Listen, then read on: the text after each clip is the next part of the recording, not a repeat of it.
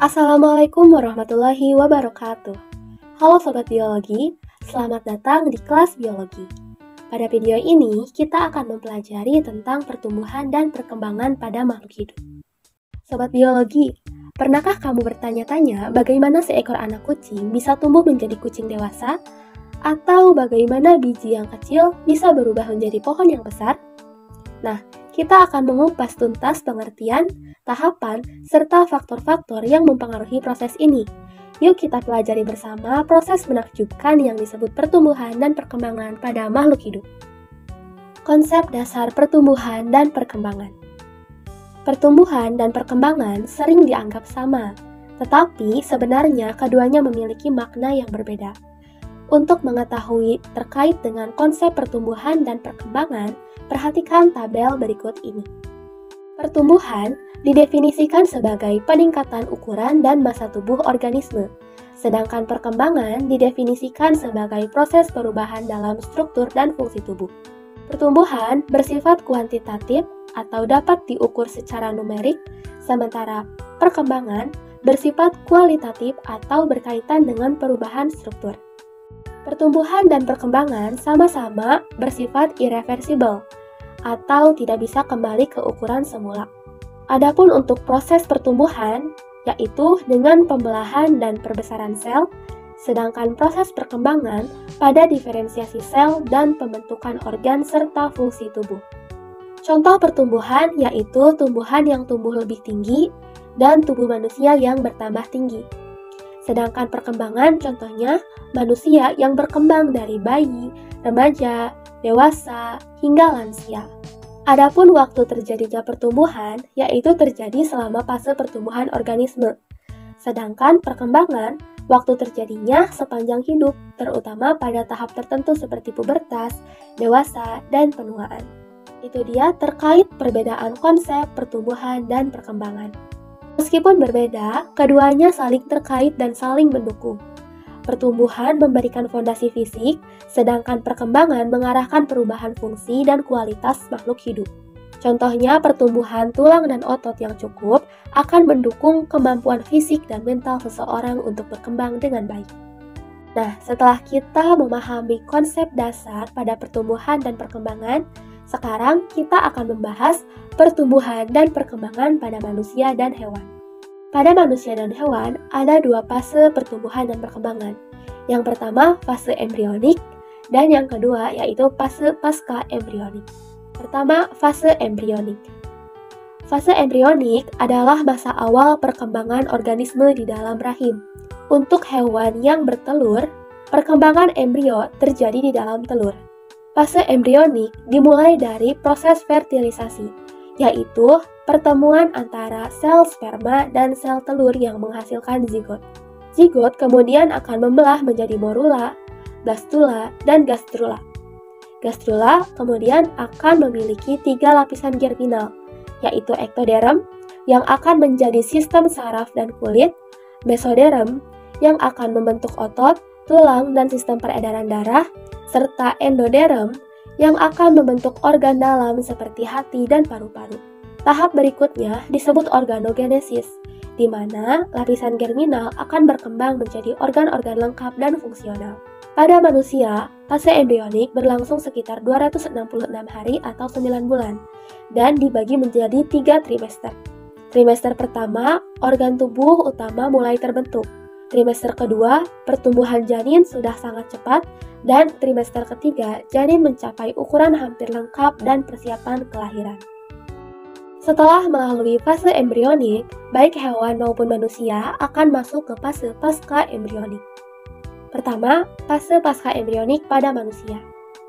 Setelah lahir, manusia memasuki fase pasca embrionik yang meliputi tahapan-tahapan berikut, yaitu masa neonatal, masa bayi, masa anak-anak, masa remaja, masa dewasa, dan masa tua atau masa lansia. Pertama, masa neonatal. Masa neonatal dimulai dari 0 sampai 1 bulan. Masa neonatal merupakan tahap pertama setelah kelahiran, di mana bayi mengalami transisi dari kehidupan dalam rahim ke dunia luar. Pada tahap ini, bayi mulai menyesuaikan diri dengan lingkungan luar. organ seperti paru-paru mulai berfungsi, refleks dasar pun sudah mulai muncul seperti refleks menghisap. Selanjutnya, masa bayi. Masa bayi dimulai dari usia 1 bulan hingga 2 tahun. Pada masa ini, organ berkembang pesat sehingga pertumbuhan fisik dan otak berjalan cepat. Pada masa ini juga, bayi belajar mulai dapat mengatur gerakan tubuh seperti merangkak, mengendalikan gerakan tubuh, dan mulai berkomunikasi melalui suara. Selanjutnya, masa anak-anak. Masa anak-anak dimulai dari usia 2-12 tahun. Pada masa ini, perkembangan motorik dan juga kognitif sudah meningkat. Dengan demikian, anak akan mulai berbicara dan bercerita, membaca dan menulis, mengembangkan hobi dan kesukaan, serta sudah mulai dapat belajar di sekolah. Selanjutnya, masa remaja. Masa remaja dimulai dari usia 12-18 tahun. Pada masa ini terjadi pubertas dengan perubahan fisik dan psikis yang signifikan akibat hormon. Mental dan emosional juga mulai berkembang, termasuk pencarian identitas diri. Selain itu, remaja juga sudah dapat berpikir abstrak dan bersikap mandiri. Selanjutnya, masa dewasa. Masa dewasa terjadi pada usia 18 tahun ke atas. Pada masa dewasa, kematangan fisik dan mental telah tercapai. Manusia yang telah dewasa juga sudah dapat hidup dengan mandiri, mampu berpikir dan mempertimbangkan secara matang, fokus pada karir dan keluarga, serta memegang tanggung jawab sosial. Selanjutnya, masa tua atau lansia. Terjadi pada usia 70 tahun ke atas. Pada masa tua, terjadi penurunan fungsi organ, kulit mulai keriput, penurunan daya pikir, dan rambut mulai memutih. Nah, itu dia untuk fase pasca embrionik pada manusia. Selanjutnya, kita bahas fase pasca embrionik pada hewan. Fase pasca embrionik pada hewan. Pada hewan, fase pasca embrionik meliputi pertumbuhan dan perkembangan hewan dari muda hingga dewasa. Namun, pada fase pasca embrionik, ada hewan yang dapat mengalami perubahan bentuk sebelum mencapai usia dewasa yang disebut dengan metamorfosis, tetapi ada juga hewan yang tidak mengalami perubahan bentuk yang drastis atau metamorfosis, misalnya hewan buaya, kucing, dan juga burung. Ini merupakan hewan yang tidak mengalami metamorfosis. Untuk metamorfosis sendiri, ini dibagi menjadi 3 jenis. Ada metamorfosis sempurna atau holometabola, metamorfosis tidak sempurna atau hemimetabola, dan metamorfosis tak langsung atau ametabola. Metamorfosis sempurna akan menghasilkan hewan dewasa yang memiliki bentuk sangat berbeda dengan hewan muda. Metamorfosis sempurna umumnya terdiri atas 4 tahapan, yaitu telur, larva, pupa, dan imago. Contoh hewan yang mengalami metamorfosis sempurna adalah kupu-kupu, lebah, dan kumbang. Sementara itu, metamorfosis tidak sempurna adalah proses perkembangan pada beberapa serangga, di mana hewan muda atau nimfa tampak mirip dengan bentuk dewasa, tetapi dengan perbedaan ukuran dan juga perkembangan bagian tubuh tertentu seperti sayap. Pada metamorfosis ini, tidak ada tahap pupa atau kepompong yang memisahkan tahap larva dan dewasa. Metamorfosis tidak sempurna terdiri dari 3 tahap utama, yaitu telur, nimfa, dan dewasa. Proses perubahan bentuk ini terjadi secara bertahap tanpa ada perubahan bentuk yang dramatis seperti metamorfosis sempurna. Adapun contoh hewan yang mengalami metamorfosis tidak sempurna yaitu capung. Terakhir, metamorfosis tak langsung atau ametabola. Metamorfosis tak langsung terjadi pada hewan yang tidak mengalami perubahan bentuk signifikan antara tahap larva dan dewasa. Hewan ini hanya mengalami pertumbuhan dan pematangan tubuh saja tanpa perubahan bentuk yang drastis. Contoh hewan yang mengalami metamorfosis tak langsung adalah serangga ekor gunting dan beberapa jenis serangga lain yang tidak mengalami perubahan bentuk antara tahap nimfa dan imago. Selain mengalami metamorfosis, pada fase pasca embrionik, hewan juga dapat mengalami regenerasi. Regenerasi adalah proses perbaikan bagian tubuh yang mengalami kerusakan dengan cara menggantinya dengan sel-sel cadangan yang belum mengalami diferensiasi. Regenerasi tidak hanya terjadi pada hewan, tetapi juga pada manusia. Saat mencapai usia dewasa, umumnya kemampuan regenerasi pada manusia sangat terbatas pada sel atau jaringan tertentu. Namun, pada beberapa hewan, ada yang tetap memiliki kemampuan regenerasi yang tinggi hingga masa dewasa. contohnya cacing pipih, bintang laut, dan cicak. Setelah kita memahami tahapan pertumbuhan dan perkembangan pada manusia serta hewan, penting untuk diketahui bahwa proses ini tidak terjadi secara otomatis. Ada berbagai faktor yang mempengaruhi seberapa baik makhluk hidup tersebut dapat tumbuh dan berkembang. Faktor-faktor ini terbagi menjadi dua kategori utama, yaitu faktor internal yang berasal dari dalam tubuh organisme dan faktor eksternal yang datang dari lingkungan sekitar. Mari kita pelajari lebih lanjut bagaimana kedua jenis faktor ini berperan penting dalam kehidupan manusia dan hewan. Faktor yang mempengaruhi pertumbuhan dan perkembangan manusia dan hewan. Pertama, faktor internal. Faktor internal yang pertama yaitu gen. Gen merupakan substansi atau materi pembawa sifat yang diturunkan dari orang tua atau induk kepada keturunannya. Gen mempengaruhi ciri dan sifat makhluk hidup seperti bentuk, tinggi, warna kulit, dan sifat-sifat lainnya. Oleh karena itu, pertumbuhan dan perkembangan manusia dan hewan sangat dipengaruhi dari sifat yang diturunkan oleh gen dari kedua orang tuanya. Jika orang tua mengalami kelainan genetik seperti tubuh kerdil, tubuh raksasa, atau gangguan mental, yang mana pertumbuhan dan perkembangannya abnormal, maka keturunannya akan memungkinkan mengalami kelainan pertumbuhan dan perkembangan yang sama. Faktor internal yang kedua yaitu hormon. Ada beberapa hormon pada manusia dan hewan yang berpengaruh terhadap proses pertumbuhan dan perkembangan, seperti hormon tiroksin. Hormon tiroksin ini berfungsi dalam metabolisme tubuh, mempercepat proses pertumbuhan dan perkembangan, serta penting untuk perkembangan otak dan sistem saraf. Tiroksin ada pada manusia dan sebagian besar vertebrata atau hewan bertulang belakang. Hormon tiroid adalah hormon yang umum dan penting bagi banyak hewan serta manusia. Selanjutnya ada hormon somatomedin. Somatomedin merangsang pertumbuhan jaringan tubuh dan tulang. Somatomedin bekerja sebagai mediator efek hormon pertumbuhan atau growth hormone. Somatomedin juga ada di manusia dan hewan vertebrata, di mana hormon ini berperan penting dalam pertumbuhan. Ketiga, ada growth hormone atau GH. GH merangsang pertumbuhan tulang, otot, dan jaringan tubuh lainnya. GH juga meningkatkan metabolisme protein dan lemak. Growth hormone atau GH ada pada manusia dan vertebrata lainnya. Hormon ini umum untuk pertumbuhan organisme. Keempat, ada hormon Eddington. Eddington berfungsi dalam mengatur proses pergantian kulit atau molting dan metamorfosis pada serangga. Untuk hormon Eddington ini hanya ada pada serangga dan juga arthropoda, serta tidak ada pada manusia atau hewan vertebrata lainnya. Kelima, ada hormon juvenil. Juvenil berfungsi dalam menunda proses metamorfosis, mempertahankan ciri-ciri juvenil atau tahap muda pada serangga sampai siap berubah menjadi dewasa. Juvenil juga hanya ada pada serangga dan arthropoda, tidak ada pada manusia dan hewan vertebrata lainnya. Selain faktor internal, ada juga faktor eksternal yang mempengaruhi pertumbuhan dan perkembangan pada manusia dan hewan. Faktor eksternal tersebut, yang pertama ada makanan atau nutrisi. Kualitas dan kuantitas makanan ini sangat penting untuk metabolisme dan juga pertumbuhan serta perkembangan pada manusia dan hewan. Selain itu ada air yang menjadi media untuk reaksi kimia dalam sel, dan air ini berperan sangat vital dalam tubuh organisme. Selanjutnya ada cahaya matahari. Cahaya matahari membantu pembentukan vitamin D yang penting untuk kesehatan tulang. Nah, itu tadi penjelasan terkait dengan pertumbuhan dan perkembangan pada manusia dan hewan, serta faktor-faktor apa saja yang mempengaruhinya. Sekarang kita akan membahas tentang pertumbuhan dan perkembangan pada tumbuhan.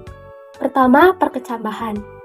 Pada tumbuhan berbiji, pertumbuhan selalu dimulai dengan proses perkecambahan. Perkecambahan akan terjadi ketika faktor-faktor yang dibutuhkan untuk berkecambah terpenuhi. Faktor yang paling utama diperlukan untuk membuat proses perkecambahan berlangsung adalah air. Dengan syarat, semua faktor internal biji dalam kondisi baik. Air yang masuk ke dalam biji akan melalui proses imbibisi, sehingga mengaktifkan embrio dan memulai proses perkecambahan. Pada peristiwa perkecambahan, struktur yang pertama kali akan muncul dari biji adalah calon akar primer atau disebut dengan radikula. Radikula merupakan bagian dari hipokotil atau calon batang yang berada di bawah kotiledon. Sedangkan calon batang dan tajuk yang berada di atas kotiledon disebut dengan epikotil. Perkecambahan, baik pada monokotil maupun dikotil, terbagi menjadi dua tipe, yaitu hipogel dengan keping biji atau kotiledon yang tetap berada di dalam tanah, contohnya pada jagung, dan pada tipe epigel, keping biji terangkat ke atas permukaan tanah, contohnya pada kacang merah atau kacang hijau. Selanjutnya kita bahas pertumbuhan pada tumbuhan. Pada tumbuhan, pertumbuhan dibedakan menjadi dua, ada pertumbuhan primer dan juga pertumbuhan sekunder. Pertumbuhan primer menyebabkan tumbuhan memanjang. Hal ini karena pertumbuhan primer diakibatkan karena adanya aktivitas pada meristem apikal yang terletak di ujung akar dan di ujung batang, sehingga nantinya akan membentuk jaringan utama seperti epidermis, parenkim, dan pembuluh.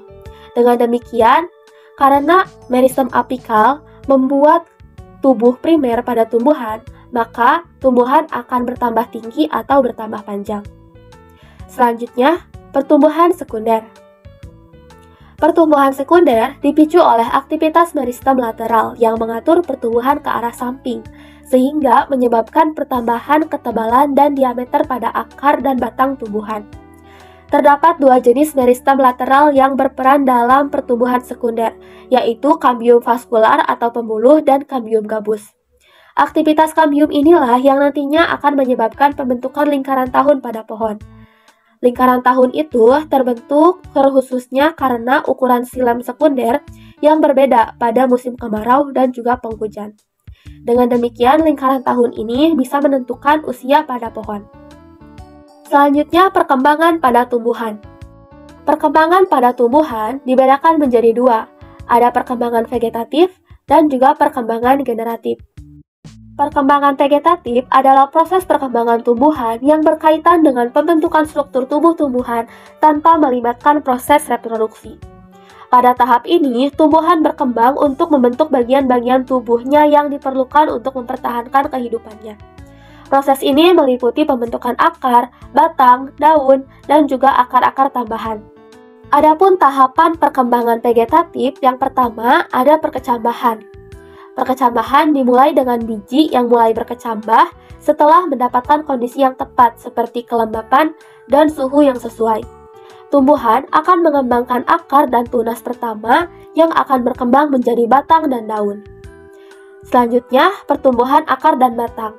Pada tahap ini, akar berkembang untuk mencari air dan unsur hara dari tanah, sementara batang mulai tumbuh ke atas untuk mencari cahaya matahari serta memberikan tempat untuk daun berkembang. Selanjutnya, pembuatan daun. Daun adalah organ utama bagi tumbuhan untuk melakukan proses fotosintesis. Proses ini penting karena mengubah energi matahari menjadi energi kimia. Pada tahap vegetatif ini, daun terus berkembang untuk memperluas area permukaan untuk menyerapkan cahaya. Selanjutnya, perpanjangan batang dan cabang. Batang dan cabang tumbuh untuk memperluas area pertumbuhan dan juga mendukung pertumbuhan daun. Proses ini penting agar tumbuhan dapat mengakses lebih banyak cahaya untuk proses fotosintesis. Perkembangan vegetatif ini akan berlangsung terus-menerus selama tumbuhan tumbuh dan tidak melibatkan proses reproduksi. Selanjutnya, perkembangan generatif. Perkembangan generatif adalah proses reproduksi tumbuhan yang melibatkan pembentukan sel-sel reproduksi, yaitu benang sari dan putik, serta pembentukan biji yang dapat tumbuh menjadi individu baru. Proses ini terjadi setelah tumbuhan mencapai kematangan, biasanya ditandai dengan pembentukan bunga. Adapun tahapan perkembangan generatif yaitu pertama, pembungaan. Tumbuhan memasuki tahap generatif dengan munculnya bunga. Bunga adalah organ reproduksi pada tumbuhan yang mengandung benang sari dan juga putik. Pembungaan dipengaruhi oleh faktor lingkungan seperti suhu, panjang hari, dan kelembapan. Selanjutnya, penyerbukan. Penyerbukan terjadi ketika benang sari yang mengandung serbuk sari bertemu dengan putik yang mengandung bakal biji. Penyerbukan dapat terjadi melalui berbagai cara, seperti dibantu oleh angin, air, atau serangga. Selanjutnya, pembuahan. Setelah penyerbukan, serbuk sari akan menembus saluran putik dan membawa sel sperma menuju sel telur di dalam bakal biji. Pembuahan terjadi ketika sel sperma bergabung dengan sel telur sehingga menghasilkan zigot yang akan berkembang menjadi biji. Selanjutnya, pembentukan biji. Setelah pembuahan, biji terbentuk di dalam bakal biji. Biji ini mengandung embrio tumbuhan dan cadangan makanan untuk pertumbuhan awal setelah perkecambahan. Selanjutnya, perkecambahan. Setelah biji matang dan jatuh ke tanah dengan kondisi yang tepat, maka biji akan berkecambah dan memulai lagi siklus pertumbuhan vegetatif, hingga akhirnya menghasilkan tumbuhan yang baru. Sebagaimana pada manusia dan juga hewan, pertumbuhan dan perkembangan tumbuhan dipengaruhi oleh faktor-faktor tertentu. Secara garis besar, faktor yang mempengaruhi pertumbuhan dan perkembangan tumbuhan dikelompokkan menjadi dua, yaitu faktor internal dan faktor eksternal. Pertama, faktor internal. Faktor internal yang mempengaruhi pertumbuhan dan perkembangan tumbuhan yaitu gen. Gen merupakan faktor internal yang sangat mempengaruhi pertumbuhan dan perkembangan tumbuhan. Sebagai unit pewarisan genetik, gen mengatur pembelahan sel yang mendasari pertumbuhan tubuh tumbuhan. Selain itu, gen juga mengontrol pembentukan organ-organ seperti akar, batang, dan daun yang penting untuk kelangsungan hidup tumbuhan. Melalui instruksi genetik, tumbuhan dapat merespon rangsangan dari lingkungan seperti cahaya dan suhu, yang mempengaruhi arah dan kecepatan pertumbuhannya.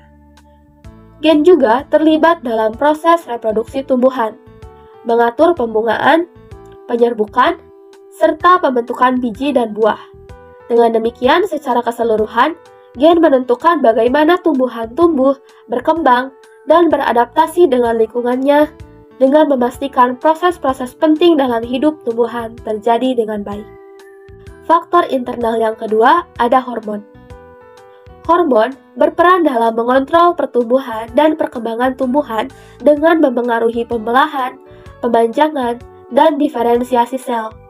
Berikut ini beberapa jenis hormon yang terdapat di dalam tumbuhan. Pertama, ada hormon auksin. Auksin adalah hormon pertama yang ditemukan dalam tumbuhan. Auksin berfungsi untuk pemanjangan batang, pembentukan akar lateral, regulasi perkembangan buah, serta mempengaruhi gravitrofisme, fototropisme, dan diferensiasi vaskular. Auksin disintesis terutama di tunas apikal dan daun muda. Selanjutnya ada sitokinin. Sitokinin berfungsi untuk mengatur pembelahan sel, memodifikasi dominansi apikal, mendukung pertumbuhan kuncup lateral, serta memperlambat penuaan daun. Hormon ini dihasilkan di akar yang sedang tumbuh dan ditransport ke organ lain. Hormon selanjutnya yaitu hormon giberelin. Giberelin berperan dalam merangsang pemanjangan batang dan daun. Selain itu, giberelin juga mendukung perkembangan polen, tabung polen, serta mempengaruhi pembentukan buah dan germinasi biji. Lanjut ada hormon brasinosteroid. Brasinosteroid terlibat dalam pembelahan sel, mendorong diferensiasi xilem, dan menghambat diferensiasi phloem.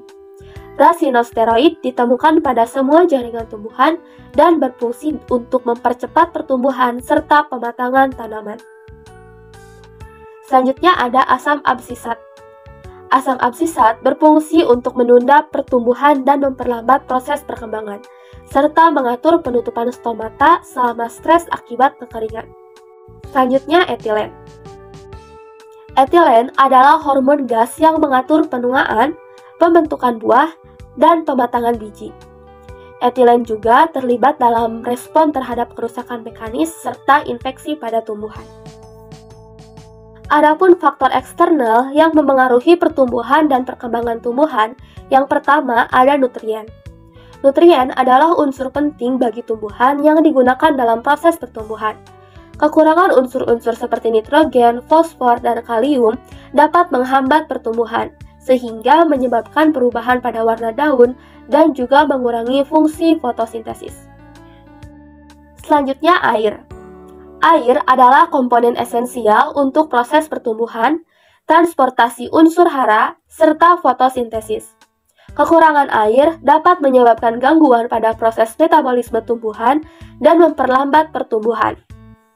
Selanjutnya, cahaya. Cahaya mempengaruhi proses fotosintesis dan juga pembentukan klorofil. Tanaman juga dapat merespon durasi cahaya untuk menentukan waktu pembungaan. Lanjut, ada kelembapan. Kelembapan mempengaruhi laju transpirasi dan pertumbuhan. Kelembapan yang rendah akan mengurangi transport air dan nutrisi, sehingga menghambat pertumbuhan. Sementara kelembapan yang terlalu tinggi dapat menurunkan laju pertumbuhan. Selanjutnya, suhu. Suhu yang optimum untuk tumbuhan berkisar antara 10 hingga 36 derajat Celcius. Suhu ekstrim, baik terlalu panas ataupun terlalu dingin, dapat merusak enzim dan metabolisme tumbuhan, sehingga dapat mengganggu proses pertumbuhan dan perkembangan pada tumbuhan. Selanjutnya ada pH tanah. pH tanah mempengaruhi kelarutan unsur hara dan penyerapan nutrisi oleh tumbuhan. Tanah dengan pH rendah atau terlalu tinggi dapat menyebabkan kekurangan unsur mikro yang penting seperti besi, mangan, dan tembaga yang menghambat pertumbuhan. Nah, itu tadi penjelasan terkait faktor-faktor internal dan eksternal yang mempengaruhi pertumbuhan dan juga perkembangan pada tumbuhan. Faktor-faktor internal dan eksternal ini bekerja sama untuk mendukung dan menghambat pertumbuhan serta perkembangan tumbuhan. Dengan setiap faktor berperan dalam memastikan tumbuhan dapat tumbuh dengan optimal dan bertahan hidup. Demikian proses pertumbuhan dan perkembangan pada makhluk hidup. Jadi, dapat disimpulkan bahwa pertumbuhan dan perkembangan pada makhluk hidup adalah dua proses biologis yang penting dan berlangsung sepanjang siklus hidup organisme. Pertumbuhan merujuk pada peningkatan ukuran fisik yang dapat diukur seperti tinggi dan berat, sedangkan perkembangan mencakup perubahan struktur dan fungsi tubuh yang bersifat kualitatif. Pada manusia dan hewan, proses pertumbuhan dan perkembangan dimulai dari fase embrionik sejak terbentuknya zigot hingga fase pasca embrionik yang meliputi masa neonatal, masa bayi, anak-anak, remaja, dewasa hingga masa tua. Serta pada hewan mencakup metamorfosis dan juga regenerasi. Tumbuhan juga mengalami pertumbuhan dan perkembangan. Tumbuhan mengalami pertumbuhan primer dan sekunder dimulai dari proses perkecambahan hingga pembentukan akar, batang, daun, bunga, serta buah.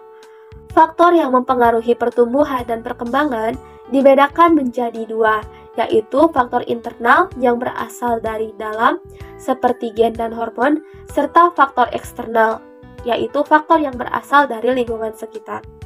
Semua faktor ini bekerja secara sinergis untuk mendukung pertumbuhan optimal pada makhluk hidup. Demikian pembelajaran tentang pertumbuhan dan perkembangan makhluk hidup. Terima kasih sudah mengikuti pembelajaran biologi hari ini. Semoga menambah wawasan kita ya. Sampai jumpa. Wassalamualaikum warahmatullahi wabarakatuh.